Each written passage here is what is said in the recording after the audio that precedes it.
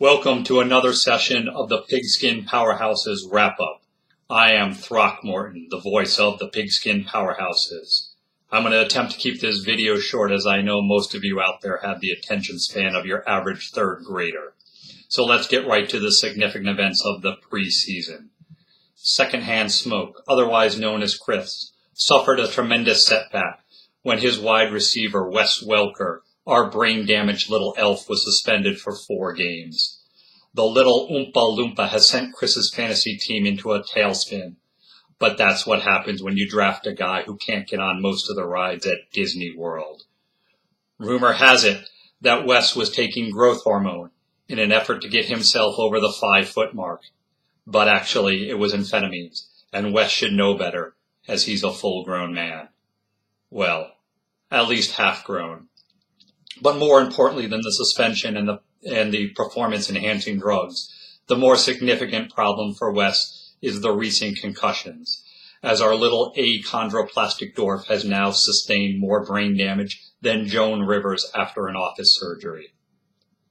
Is that too soon? Can it really be too soon when the person hasn't even officially died yet? It's a question for the ages. Travis, otherwise known as Bruton's Barbarians, lost his wide receiver this year, as Josh Gordon has been suspended for the entire season, and Travis has had to drop him. It's likely Travis would have been better off drafting Snoop Dogg, same yards and just as many ounces of ganja. Josh has gone from the highest number of yards to just simply the highest. Josh is also planning on a suit to the NFL to get himself to play this season, so it might still turn out to be a good pick, but we'll just have to wait until the smoke clears.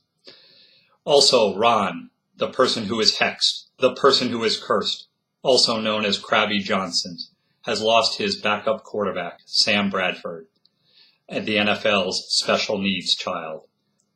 This is all part of the hex that has been cast upon Ron, as Sam Bradford has now torn the very same ACL that was repaired just a few months ago. And at $12.5 million, Sam Bradford is proving that the mentally handicapped can be useful, even if it's only sitting on the sideline watching the St. Louis Rams stumble to another 4-12 season. Still, this is the most exciting thing to happen in St. Louis since Michael Brown threw up his hands in an attempt to surrender to the Ferguson police. Again, the eternal question, is that one too soon too? Lastly, the Dallas Cowboys have reclaimed their title as the gayest team in America by hiring Michael Sam.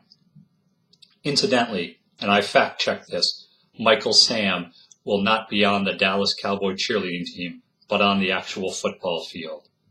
A move that has made Tony Homo particularly thrilled, and not just because there'll be another gay man on the team. And it's not just for the sweet ass that's now going to be showing up in the showers. Tony is hoping to deflect away that attention, that gay stench that he's constantly emitting. And we have an actual quote from Tony here, the real first openly gay NFL player.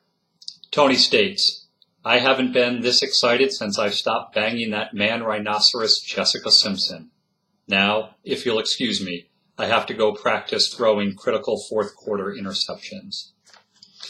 So football starts tonight, boys, in an exciting game between the New Orleans Saints and the Atlanta Falcons. It's going to be quite a quarterback matchup as Drew Brees is taking on Matty Ice. And in the only matchup that matters in the Pigskin Powerhouse League, it's going to be Scott, last year's champion, taking on Glenn, otherwise known as this year's champion. So with that, I wish you the best of luck. This is Throckmorton signing off.